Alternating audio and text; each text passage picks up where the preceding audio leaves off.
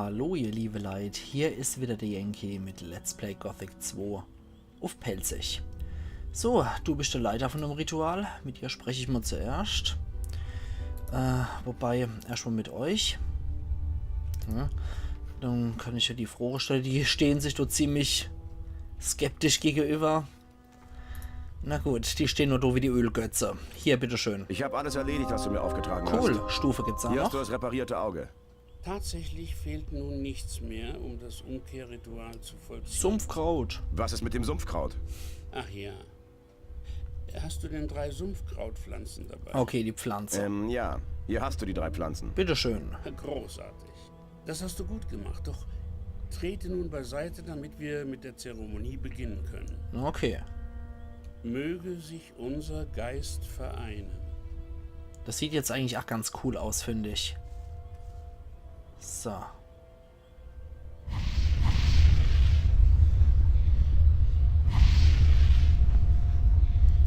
Das hat schon was irgendwie, das Ritual.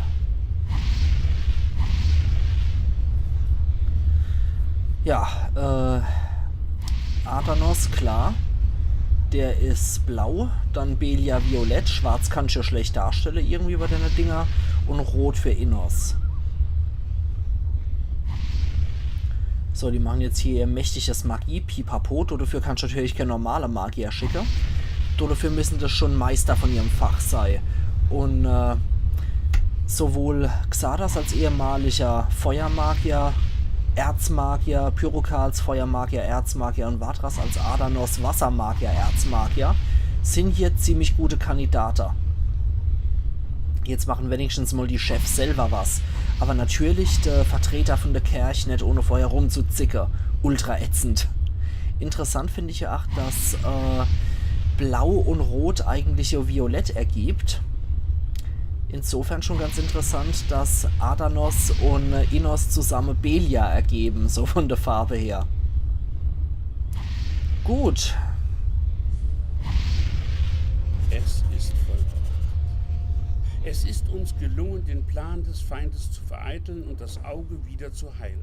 Gott. Lass dir den Umgang mit seiner Macht von Pyrokar erklären. Ich hoffe, ich werde dich wiedersehen, wenn du deine Aufgabe erledigt hast. Leb wohl. Mach's gut. Nun, da das Auge Innos geheilt ist, musst du den Drachen entgegentreten. Sie alle dienen Belia, dem Gott der Finsternis. Aber es muss eine irdische Macht geben, die sie kontrolliert. So viel ist mir inzwischen klar. Okay. Finde heraus, was die Quelle dieser Macht ist. Sobald du etwas herausgefunden hast, kommst du zu mir zurück. Gut, mit dir kann ich jetzt nämlich Warte mal. sprechen. No? Das Auge Enos ist geheilt. Was nun? Vergiss nicht, es zu tragen, wenn du gegen die Drachen antrittst. Okay. Geh zu Pyrokar und lass dir von ihm den Umgang mit dem Auge erklären. Okay. Hoppla, jetzt habe ich das gerade nochmal gedrückt. So. Vatras, warte mal, bevor du fortgehst. Mag ich noch mal ganz kurz mit dir sprechen? Ob du noch was Neues für mich hast? Warte mal. Hier. Danke für deine Hilfe, das Auge Enos zu heilen. Sei nicht so verschwenderisch mit deinem Dank. Deine größte Aufgabe liegt noch vor dir. Sprich mit Pyrokar. Er wird dir alles Weitere erklären. Ich hoffe, ich sehe dich heil wieder, mein Sohn. Okay. Gut, dann mach's gut. Dann könnt ihr zwei euch auf den Rückweg machen und ich schwätze noch mit dem Pyrokar, dem seiner Kirche gehört das Artefakt hier schließlich. So. Sei nicht so verschwenderisch mit deinem Dank. Das ist auch so etwas, was anscheinend bei der Wassermagier groß im Kurs ist. Die bedanken sich ja nur relativ selten. So, hier. Ihr habt es geschafft. Das Auge Enos ist geheilt. Ich hätte es fast nicht für möglich gehalten. Allerhaupt, dann erklär mal's mal. Was bleibt mir hier noch zu tun? Halte dich nicht mit Nichtigkeiten auf. Geh und vernichte die Drachen. Hier hast du das Auge. Bedenke, dass du erst mit einem Drachen gesprochen haben musst, bevor du ihn angreifst. Die Macht des Auges wird die Drachen dazu zwingen, mit dir zu reden und dir die Wahrheit zu sagen. Okay. Außerdem bietet es dir Schutz gegen ihre Angriffe, wenn du es trägst. Jedoch ist seine Kraft nicht beständig. Du wirst es wieder mit magischer Energie füllen müssen. Dazu brauchst du die Essenz eines Drachenherzens, Okay. das du an einem Alchemietisch mit dem Auge vereinst. Erst dann kannst du es wagen, einem weiteren Drachen entgegenzutreten. Danke. Gut. Ich werde es mir merken. Du hast alles, was du brauchst. Geh nun. Du hast nicht mehr viel Zeit. Okay, dann hätten wir das auch noch alles geklärt. Das Auge Innos. Schauen wir doch gerade mal, was uns das bringt. Jetzt nachdem hast du dabei hin. Auge Innos. Das Auge pulsiert voller Energie. Okay. Machen wir das mal weg. So, jetzt pulsieren wir wie Sau. Unser Attribut erhöht es, glaube ich, nicht großartig. 72, 80, 62, 449. Nö, unser Attribut erhöht es nicht. Das ist etwas schade. Ja. Wir leuchten wie Sau in der Farbe von Innos, aber mehr bringt uns das Ding erstmal nicht. Es bringt uns nur, dass wir mit der Drache sprechen können. Und wir haben gelernt, wie man es auflädt, also sprich, dass wir beim Alchemietisch Dracheherz mit dem Auge Innos verbinden müssen. So, Pyroka spaziert hier jetzt auch noch rum. Der wird sich jetzt... Für Innos. Ah ja, dankeschön. Interessant. Interessant, dass der mich so grüßt, wie die Stadtwache für den König sagt. Und wie die Paladine dann auch teilweise als Gruß für Innos oder für den König sagen, sagt der das auch. Das finde ich ganz interessant. So, dann speichern wir hier nochmal. Und wir gehen jetzt nochmal hier. Also ich scheine mal durchaus den Respekt von deiner Hansel erworben zu haben. Durch meine ganze Tate hier. Wurde aber auch mal Zeit, oder? Gut, die Skelette gehen anscheinend auch recht fix.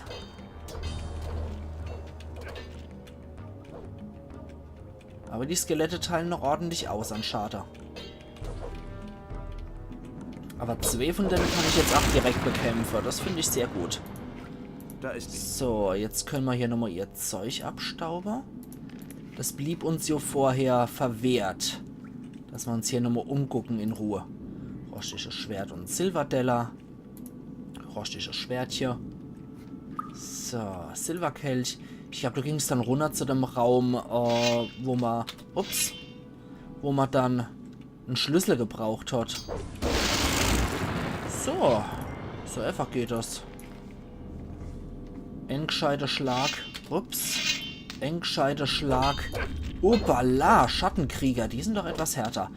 Engscheiter Schlag mit dem Klaue Belias und schon hat sich die Sache erledigt. Okay, Schattenkrieger.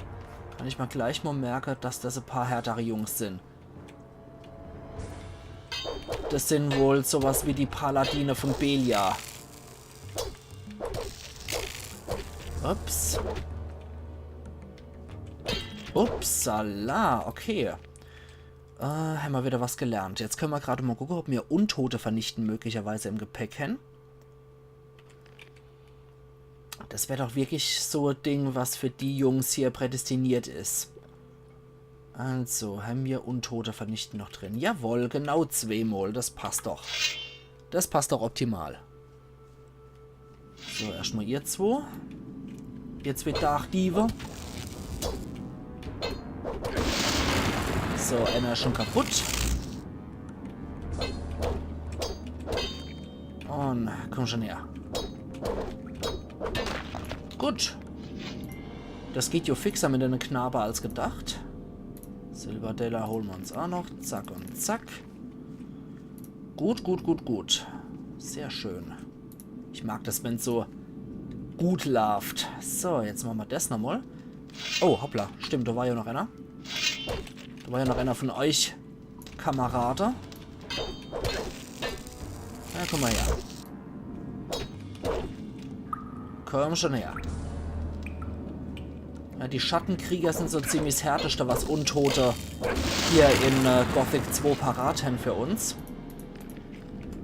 Dann sollten wir noch einmal heilen. Ich glaube, die geben 500 an die Jungs, wenn sie fertig sind. Und so.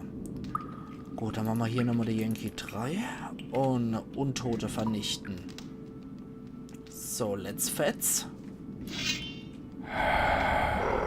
400 bringen sie, okay. Gut, die sind kaputt. 2 Hände hat der und kein rostiger. 2 Hände. Ah, nee, genau, das mit der mit dem Schlüssel war woanders. Drachenschneide gibt es dann hier, so ganz heilig. Schatulle, grober Zweihänder, goldener Kerzenständer, goldene Schale.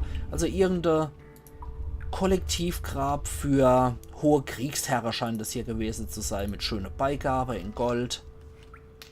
Ja, mir als Archäologe blutet hier schon das Herz, wenn ich durch die Grabstätte einfach mal so entweih und einfach mal alles an mich nehme, was hier drin ist. Aber es ist halt nur ein Spiel, Gott sei Dank.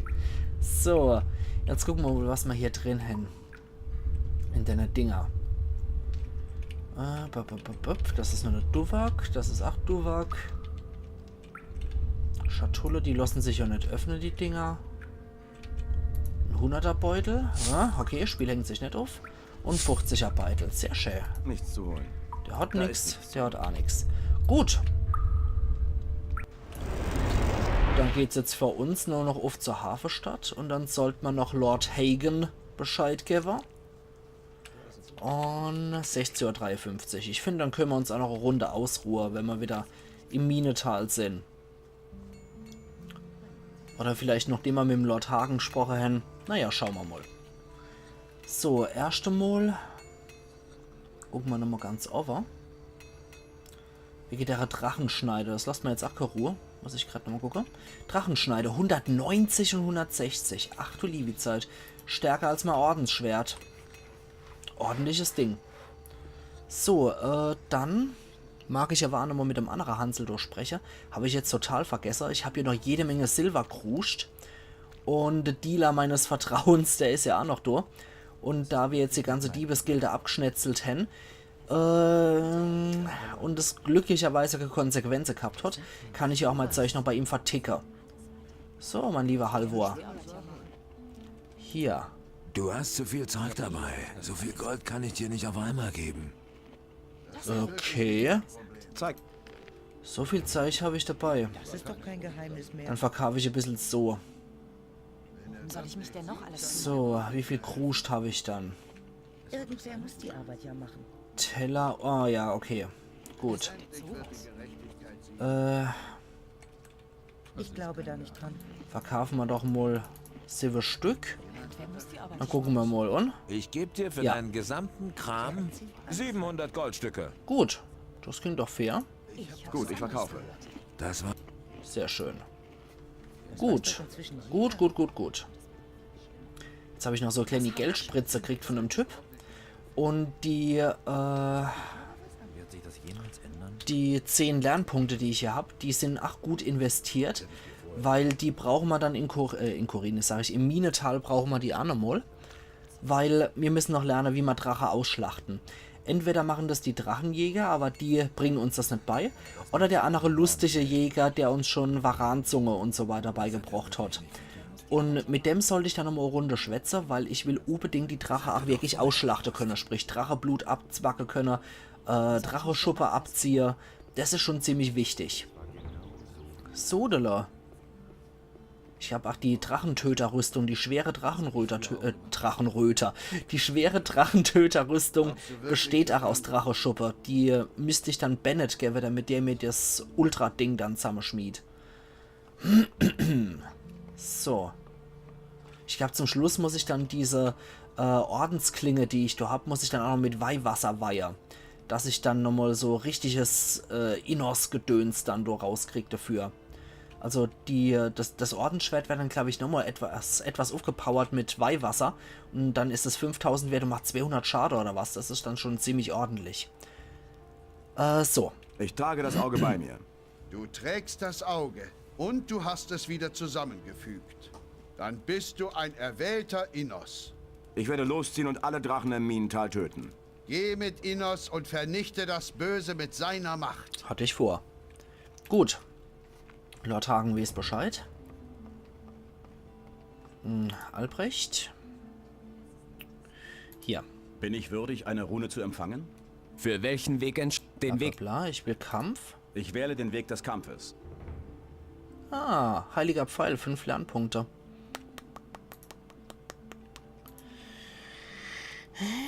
Ich hab's ja nämlich so weit bis zum nächsten Level. Auf die Magie kann ich jetzt eigentlich auch verzichten, würde ich sagen. Ich glaube, auf die Magie kann ich erst einmal verzichten. Das ist soweit in Ordnung, denke ich. Okay. Okay, schade. Ich wäre jetzt zwar bereit, aber ich verzichte jetzt zugunsten von Drache-Ausbeute mal da drauf. So, Lutaro, mein lieber Freund. Ach, erzähl mir nicht so. Erst einmal probiere, den Geldbeutel abzuzwacken. Und? Geht das? Sehr gut. Zeig mir. Bla bla Ach, bla. erzähl mir nicht sowas.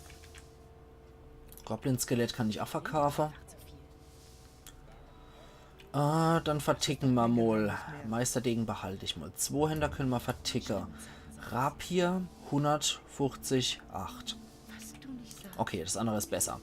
Bartaxt kann weg, Doppelaxt kann weg, Morgenstern. Behalten wir mal drin, damit wir einfach mal Wuchtwaffe noch bei uns hin. Ork-Axt kann weg.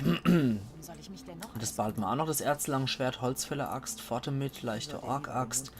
Rostiges Gedöns, grobes Breitschwert, kommt der ganze Scheiß kann weg. Degen der Banditen behalten wir als Art-Denke nach wie vor. Rostiger Scheiß kann fort, Beil. Der Quatsch auch noch weg. Hier. Magische Armbrust, den wir 300 dafür kriegen.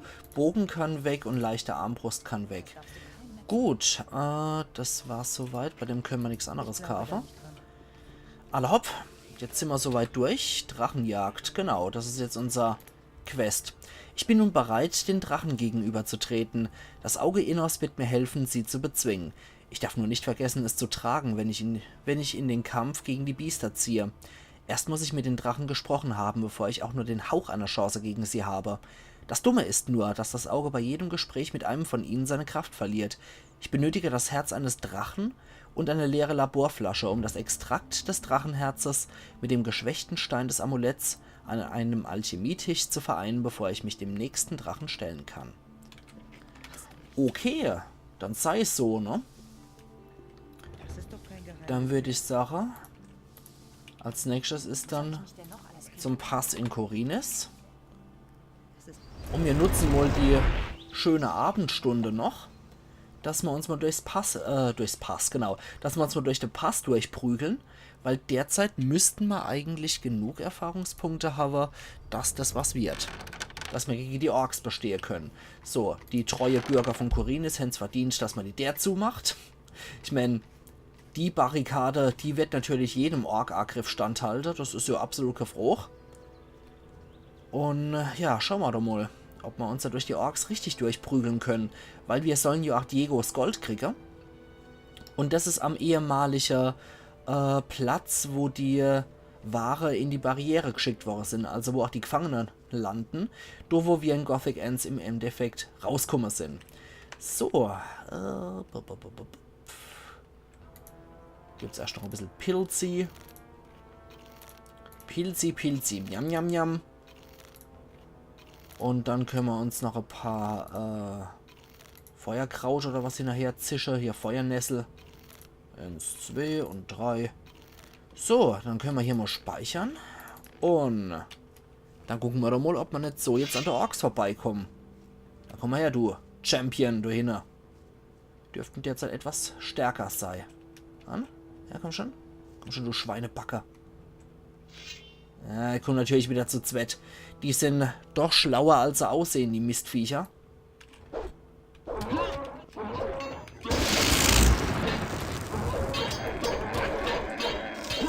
So, da komm her, du Schweinepriester.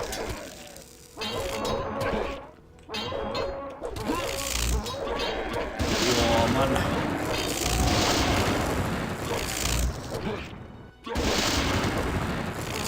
So. Der hat sogar nicht kapiert, dass er tot war. So. Gewitter erleid. So, da geht jetzt ordentlich die Luzi ab. So. Und weiter geht's. Gucke, wie weit wir hier kommen. So, dann nochmal speichern. Weil hier im Pass geht halt richtig die Scheiße ab. Hier sind jede Menge Orks. Und nun muss ich schon wieder ordentlich tricksen, um hier durchzukommen. Man sieht es ja hier anhand von... anhand von den ganzen Skelette hier, die da rumschwirren. dass hier jede Menge Leute gestorben sind, als sie aus dem Minetal fliehen wollten. Gut, der hat auch nicht kapiert, dass er tot ist.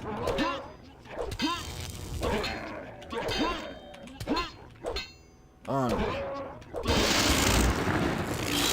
ja, die scheinen es nicht zu kapieren, dass ihren Gott Belia will, dass sie sterben. Und dann dauert das eine Zeit. So, der andere ist ja noch ordentlich rumgestrampelt, bevor er mich attackiert hat. Hey, hey, hey, hey, hey. Du hässlicher Ork-Schamane. Jetzt hört's aber auf.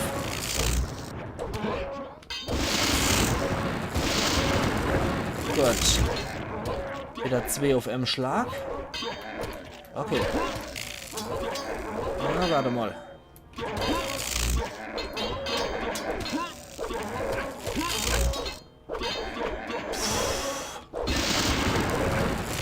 Oh, scheiße. Gewitterleid, aber es ist machbar. Es ist definitiv machbar. Ich könnte mal gucken, ob ich auch noch möglicherweise Feuerregen im Gepäck habe. Nee, den habe ich leider nicht im Gepäck, aber ich habe Eiswelle im Gepäck. Das ist vielleicht gar nicht mal so verkehrt. Zum Pass in Kurinis, genau, auf 6 ist es gelegt. Dann müssen wir mal gucken, ob man die nicht möglicherweise so einfrieren und dann abschnetzeln können. So, und das müsste genug von den Viecher treffen, damit wir hier erstmal abrahmen können. So. Und hopp, stirb. So, 2 sind schon mal tot. Und zwar ziemlich sicher.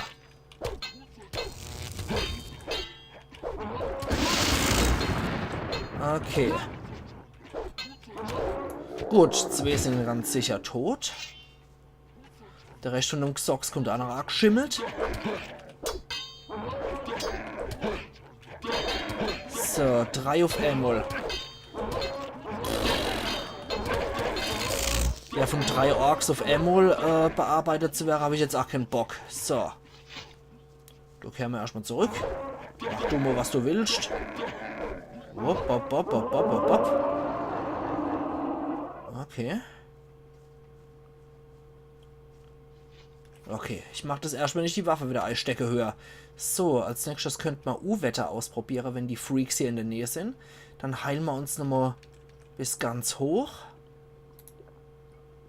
Und dann schauen wir mal, wie es weitergeht. So. Gewitter erleiht.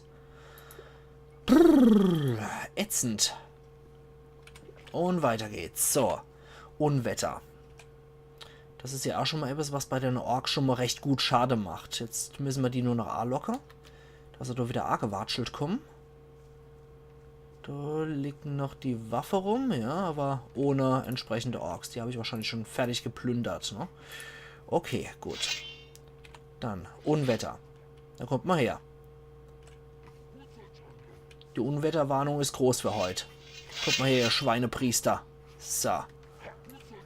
Bisschen Bulle-Bulle machen.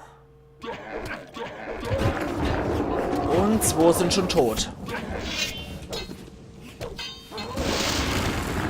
Und der 3. im Bunde ist auch schon tot. Ups.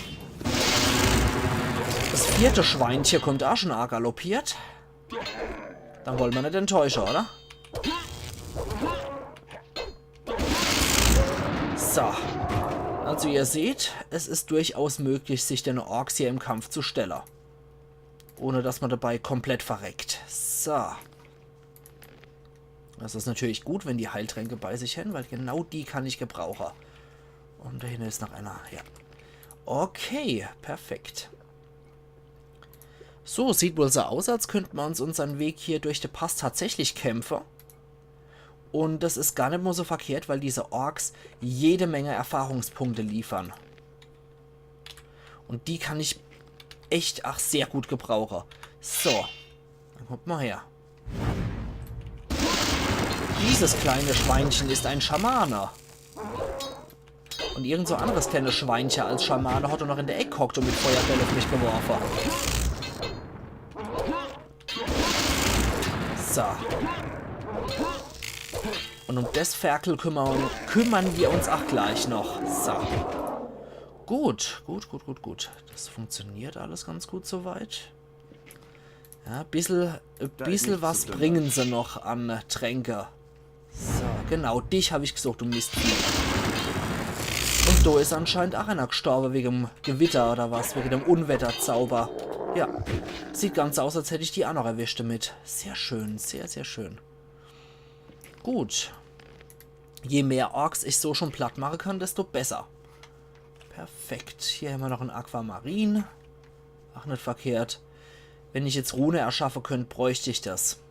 Für Zutaten, für diverse Wassermagier-Zauber, sprich Kugelblitz und sowas, das benötigt sowas. So, jetzt machen wir hier nochmal die Yankee 3. Wenn alles gut läuft, können wir uns in der Episode noch wirklich zum Minetal durchprügeln.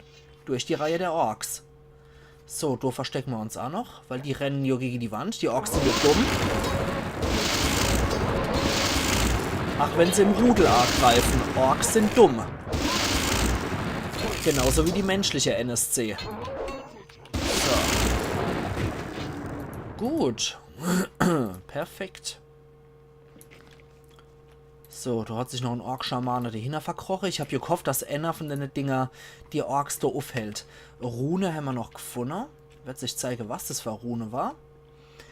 Es war einmal das Leben. Was war es dann?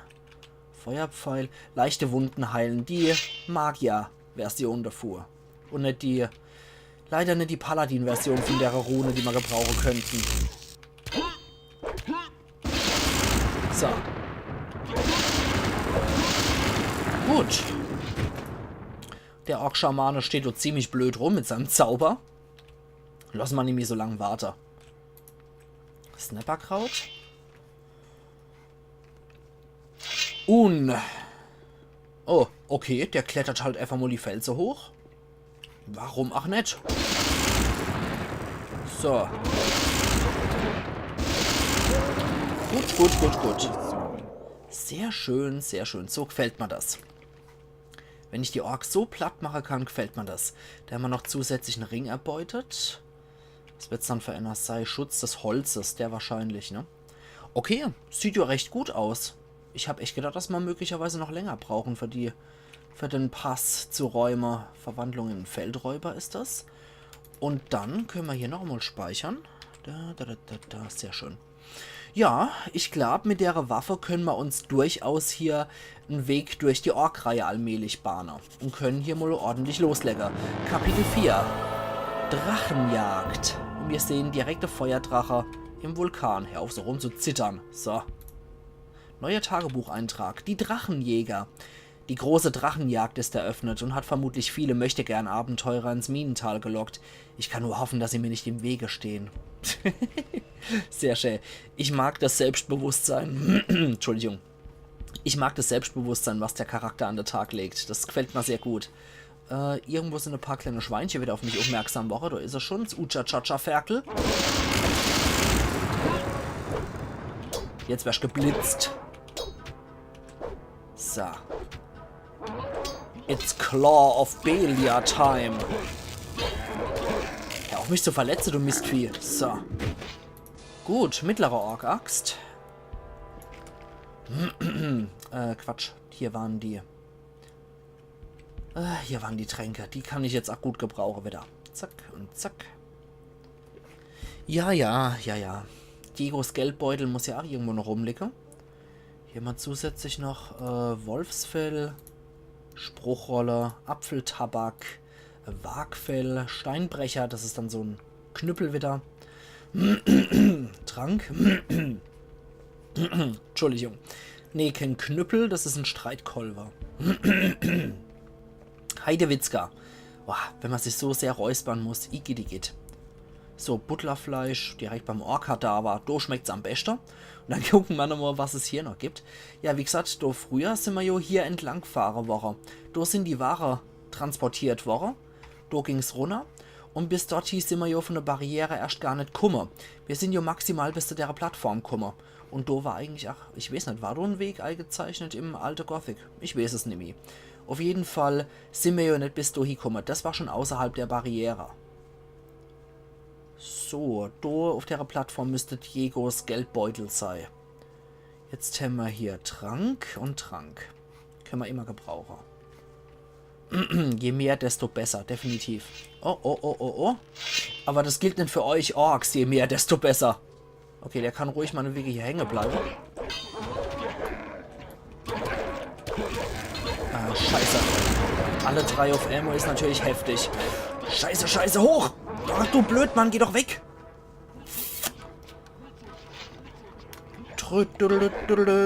So. In der Hoffnung, Orks meiden Wasser. Gehe ich einfach mal dort hier. Und die Hoffnung hat sich bestätigt. Orks meiden tatsächlich Wasser. Okay.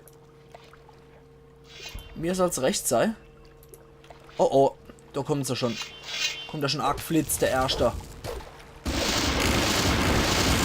Aber ich wiederhole mich, Orks sind dämlich. Ich wiederhole mich wirklich gern in der Hinsicht. Orks sind strunzendumm. Der konnte hier nirgendwo an Land gehen. Und deswegen habe ich den hier voller Wumme niedermähen können. Und dann legen sie so schön auf dem Wasser auf. Okay, also Orks sind wirklich strunzenblöd hier in dem Spiel. Und der andere kommt jetzt hier noch aus dem Wasser raus. Na gut. Warum nicht? So, da kommen wir arg schwimmen, du Champion. Okay, hier kann er stehen. So ein dummer Hund. Okay. Gut, also die Orks hier sind wirklich strunzenblöd. Das ist eigentlich auch ganz gute und interessante und wissenswert die Taktik, muss ich sagen, dass man so vor Orks ganz gut fliehen kann. So, Diegos Gold. Diegos Gold müsste doch hier irgendwo sein. Wo zur Hölle war das dann? War das vielleicht tatsächlich auch da, wo ich schon hingeschwommen bin? Könnte sogar gut möglich sein. Okay, hier ist es nicht. Ich habe echt gedacht, das liegt jetzt so hier auf dem offenen Präsentierteller. Aber anscheinend nicht. Okay, gut. Gehen wir nochmal durch, wo ich die Orks abgeschnetzelt habe. Und gucken nochmal nach. So, Diegos Gold ist hier nirgends. Nee. Dann muss es doch vorne irgendwo sein. Ah, ich sehe ihn von da aus schon, den Lederbeutel. Okay. Gut, da haben wir Diegos Gold dann. Hier haben wir noch ein Heilkraut und prall gefüllter Lederbeutel. Perfekt, das ist Diegos. Und ich würde sagen, ihr liebe Leute, wir sehen uns morgen wieder zu Let's Play Gothic 2 auf Pelzig, wo es dann um Ende 20:22 Uhr runtergeht ins Minetal und auf zur Drachejagd und zu der Drachejäger, von denen wir heute einen Tagebucheintrag kriegt haben. Also machen's gut und bis morgen dann wieder. Euer Yankee.